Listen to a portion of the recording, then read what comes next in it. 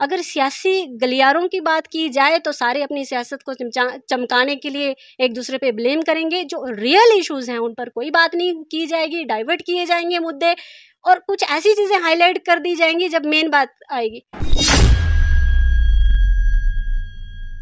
तो उससे क्या होगा, जो मेजॉरिटी है वो कहाँ।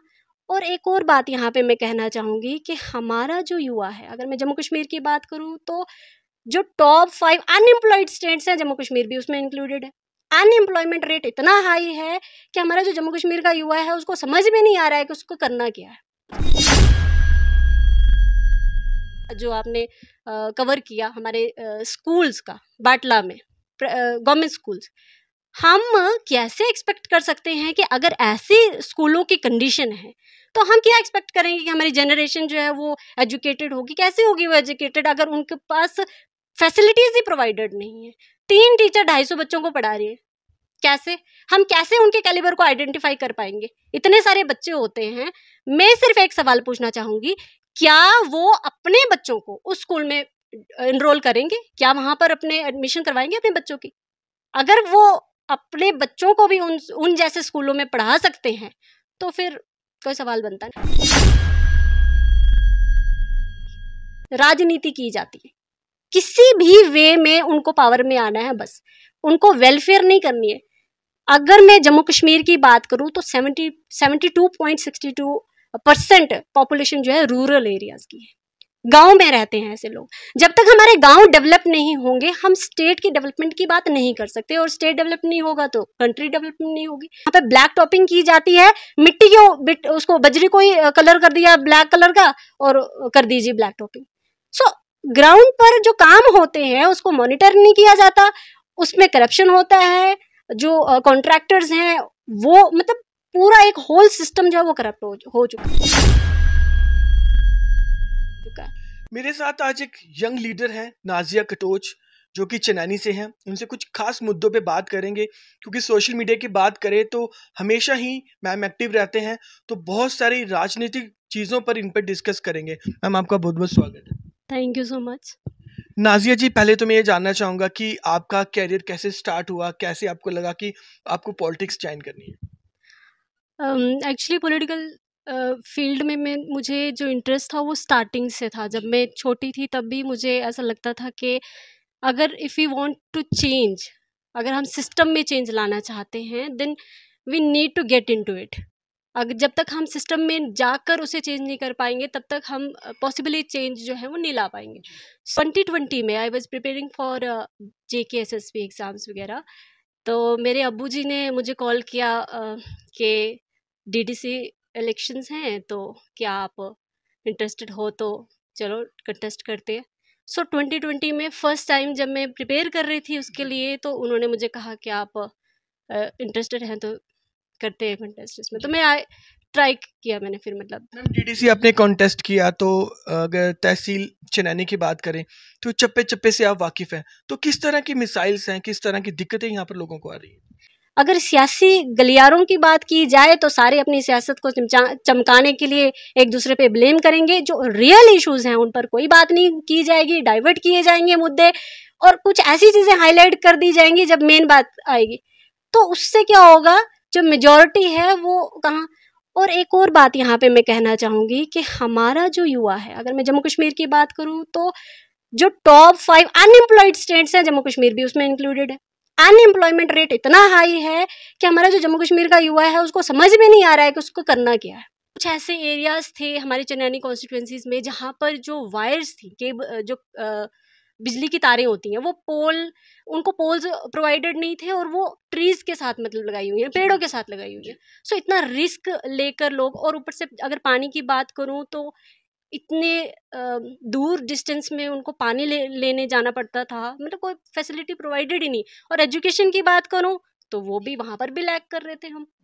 मैं जानना चाहूँगा कि कहाँ है वो DDC, कहाँ है BDC और कहाँ है उनके चेयरमैन? क्योंकि जब भी हम तस्वीरों में देखते हैं वो ज़्यादातर रिबन काटने में व्यस्त रहते हैं, लेकिन अगर लोगों की मिसाइल्स की बात करें, ग्राउंड ज़ीरो की बात करें, स्कूल्स की बात करें, रोड्स की बात करें, लोगों के पर्सनल मिसाइल्स की बात करें, स्कीम्स की बात करें, तो कहीं नहीं दिखते। लेकिन आए दिन देखा जाता है कि डीडीसी की बात करें, बीडीसी की बात करें या फिर उनके चेयरमैन की बात करें, वो रिबन काटने में व्यस्त रहते हैं।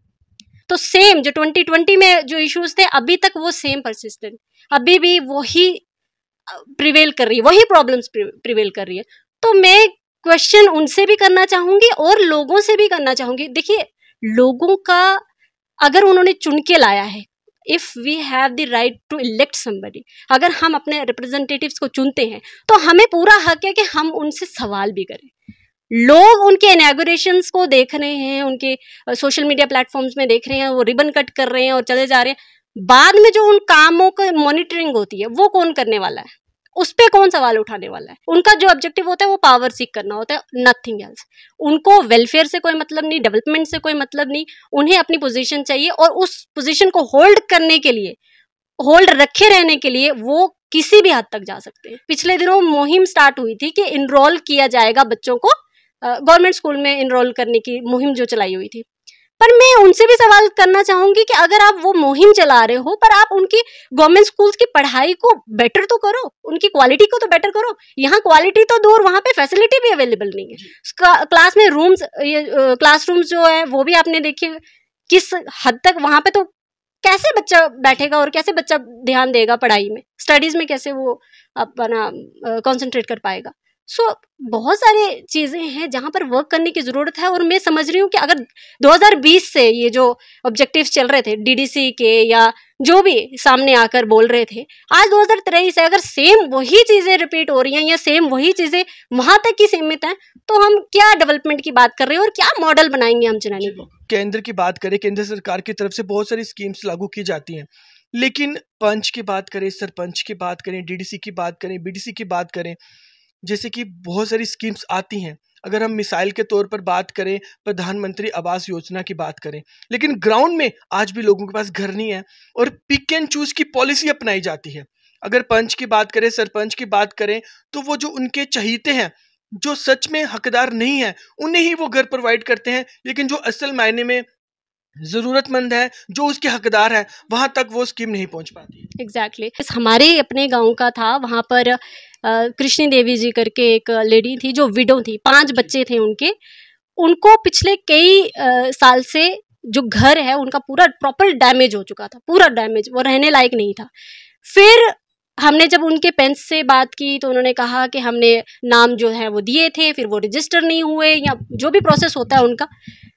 ये बात हमने फिर बीडीओ ऑफिस में गए, हमने वहाँ पे इनरोल करवाने की कोशिश की। फिर उन्होंने कहा कि अभी स्कीम्स आई नहीं है, जब आएगी फिर से हम इनरोल करेंगे। अभी रिसेंटली उनका वो जो नाम है वो रजिस्टर किया गया है इस फैसिलिटी के लिए। मैं ये वो तो आपने मैम अप्रोच किया ना, तो तभी हो पाया। लेकिन अगर आप अप्रोच नहीं करते तो मुझे लगता है कि वो सालों तक उसी टूटे घर में रहते हैं। Exactly my point. मैं ये बोलना चाह रही थी कि वो केस तो सामने आया ना, कुछ ऐसे केसेस हैं जो बिल्कुल सामने आ भी नहीं पाते हैं, तो उनको पता भी नहीं है कि उनके हकूक हैं, उनके राइट्स हैं इसमें, तो वो कहीं ना कहीं दबके रह जाते हैं। बहुत सारे ऐसे लोग हैं जो अगर जाना भी चाहें किसी के पास तो उनकी सुनवाई नहीं होती है। सो अगर पब्लिक रिप्रेजेंटेटिव्स की अगर मैं बात करूं तो उनको इसीलिए चूज किया गया था कि जो स्कीम्स लॉन्च की जाती हैं वो टाइमली इम्प्लीमेंट हो पाए और जरूरतमंद लोगों तक पहुंच पाए, जो वाकई में हकदार हैं। एग्जैक्टली जो डिजर्व करते हैं, जो बेनिफिशरीज हैं एक्चुअली में, उनको बेनिफिट्स नहीं दिए जाते हैं। जो डिजर्व नहीं करते उनको वो बेनिफिट्स प्रोवाइड किए जाते हैं थ्रू सम अदर प्रोसेस, चाहे वो स्कैम्स हो या करप्शन की किसी भी वे में। आप देखिए जो लोग, मैं ऐसे एग्जांपल्स हैं कुछ ऐसे गाँव में जहाँ पर जो वेल प्रोफाइल के लोग हैं उनको वो स्कीम्स के पैसा जो है वो प्रोवाइड किया गया।